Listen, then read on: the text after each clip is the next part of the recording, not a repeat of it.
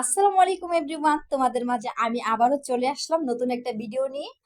আশা করছি তোমরা সবাই আমার পাশে থাকবা, আমাকে একটু একটু করে সাপোর্ট দিবা, দেন আমিও তোমাদেরকে একটু একটু করে সাপোর্ট দিব। তো আশা করছি সবাই আমার পাশেই থাকবা। তো চলো রেসিপিটা শেয়ার করা যাক। আজকে আমি রান্না করব আলু দিয়ে চিংড়ি মাছ ভুনা। তো চলো তোমাদের সাথে শেয়ার করি। তো প্রথমে এখানে আমি আলুটা কুচি কুচি করে নিয়েছি, তারপর এখানে আমি পেঁয়াজটা কেটে নিব। গাইজ বিশ্বাস করো, এত পরিমাণে ঠান্ডা পড়ছে সৌদি আরবে, মানে পানিতে হাত লাগানো যায় না, এত পরিমাণে ঠান্ডা। এত পরিমাণে বৃষ্টি পড়ছে, মানে মানুষ বলে সৌদি আরবে সব সময় গরম গরম, বাট শীতের সময় এত ঠান্ডা পড়ে বাসায় থাকা যায় না, মানে অতিরিক্ত ঠান্ডা পড়ছে। আর পানিতে তো হাত লাগানোই যায় না, পানি মনে হচ্ছে যে বরফের পানি, যেমন পানিতে ঢাললে যেরকম ঠান্ডা থাকে এরকম পানি।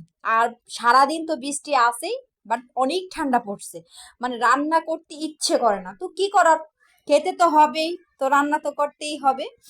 তো এখানে আমি পেঁয়াজটাকে কুচি কুচি করে নিয়েছি।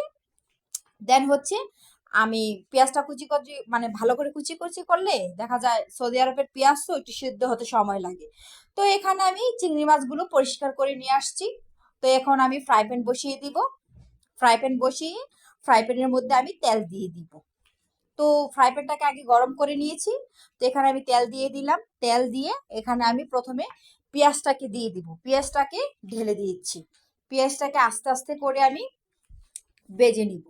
তো এই তো আমি পেঁয়াজটাকে ভালো করে নেড়ে চেড়ে নিচ্ছি যাতে পেঁয়াজটা ভালো করে ভাজা হয়ে যায়। তো পেঁয়াজের মধ্যে সবসময় দেখা যায় কি, পেঁয়াজটা বিদেশের পেঁয়াজ তো একটু সিদ্ধ হতে সময় লাগে। তো আমি সবসময় যেটা করি সেটা হচ্ছে পেঁয়াজের মধ্যে আমি লবণ দিয়ে দিই। আগে যদি লবণটা দেওয়া যায় দেখা যায় কি যে পেঁয়াজটা মানে তাড়াতাড়ি সিদ্ধ হয়ে যায়। তো আমি এখন বরাবরের মতো আমি এখানে পেঁয়াজটার মধ্যে লবণ দিয়ে দিচ্ছি।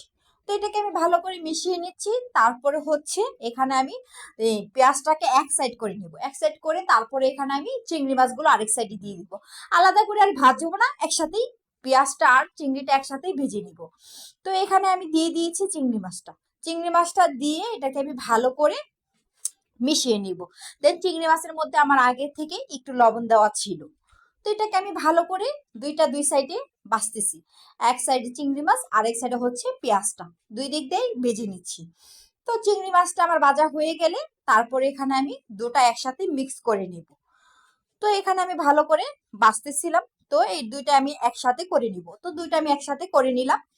তারপর চিংড়ি মাছটা যত ভালো করে ভাজে তারপরে একটা কিন্তু ফ্লেভার আসে, সুন্দর একটা দারুণ একটা স্মেল আসে। তো এখানে আমি পেঁয়াজটাকে আর চিংড়িটাকে ভালো করে ভেজে নিচ্ছি। তারপরে এখানে আমি দিয়ে দিব পানি। পানিটা দিয়ে চিংড়ি মাছটার মধ্যে সবগুলো মশলা অ্যাড করে দিব। তখন দেখা যায় কি চিংড়ি মাছটাও একসাথে কষানো হয়ে গেল, মশলাটা একসাথে কষানো হয়ে গেল। সেটা আসলে মানে আর একটু বেশি ভালো হয় যখন দুটো একসাথে যখন কষানো হয়, তখন এটার মধ্যে ভালো করে মশলা যায়। তো চিংড়ি মাছটা যেহেতু আমি আগে দিয়ে দিয়েছি, তো এখানে আমি দরিনার ফাঁকি, তারপরে হচ্ছে হলুদ মরিচ দিয়ে দিচ্ছি, জিরার গুঁড়া দিয়ে দিচ্ছি। তারপরে এখানে আমি এটাকে আমি ভালো করে মিশিয়ে তারপরে কি একটু করে আদা রসুন দিয়ে দিব।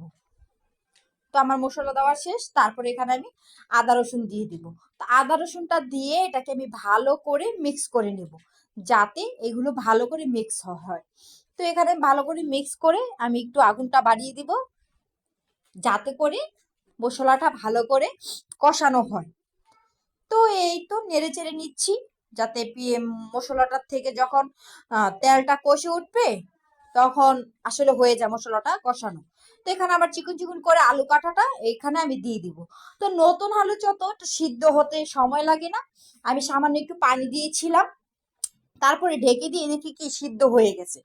তো এটাকে আমি আর আলুটি দেওয়া শেষ, তারপরে এখানে আমি ভালো করে এটা নেড়ে চেড়ে নিব, ভালো করে মশলাটার সাথে মিক্স করে তারপরে এখানে আমি দিয়ে দিব পানি। তো এটাকে ভালো করে আমি মিশিয়ে নিচ্ছি যাতে মশলাটার সাথে ভালো করে এটা মিশে।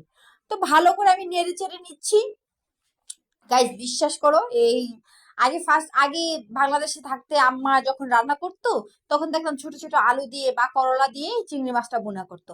আমি ফার্স্ট টাইম আলু দিয়ে চিংড়ি মাছটা বোনা করছি, বাট টাচমি এটা অনেক মজা ছিল খেতে, আমার অনেক ভালো লাগছে। আমি এটা রান্নার সাথে সাথে আমি ভাত খেয়ে নিয়েছি, আমার কাছে অনেক ভালো লাগছে। তারপরে এখানে আমি কয়েকটা কাঁচামরিচ দিয়ে দিব। তারপরে এটাকে আমি ভালো করে ঢেকে দিব। তো কাঁচামরিচ দেওয়া শেষ, এটাকে আমি ঢেকে দিলাম। ঢাকার পরে তারপরে এটাকে আমি মাঝে মাঝে একটু নেড়ে চেড়ে দিয়েছিলাম। বাট দেখো, নতুন আলু যত এটা ভালো করে সিদ্ধ হয়ে গেছে, মানে আলুটা গলে যাচ্ছিল। তো এটাকে আমি ভালো করে আর নাড়াচাড়া দেই নাই, যাতে আলুটা না গলে যায়। এটা আমি আস্তে আস্তে রেখে দিয়েছি। বাট আলুর অনুযায়ী চিংড়ি মাছটা একটু বেশি হয়ে গেছে, তো দেন সমস্যা নেই। তো এখানে আমি একটু ধনিয়া পাতা দিয়ে দিচ্ছিলাম। দেন হচ্ছে ধনিয়া পাতা দিয়ে দেখো আমার ফাইনাল তরকারি, মানে জাস্ট ইয়াম্মি ছিল। এটা খেতে ভীষণ মজা ছিল। তো এই পর্যন্তই।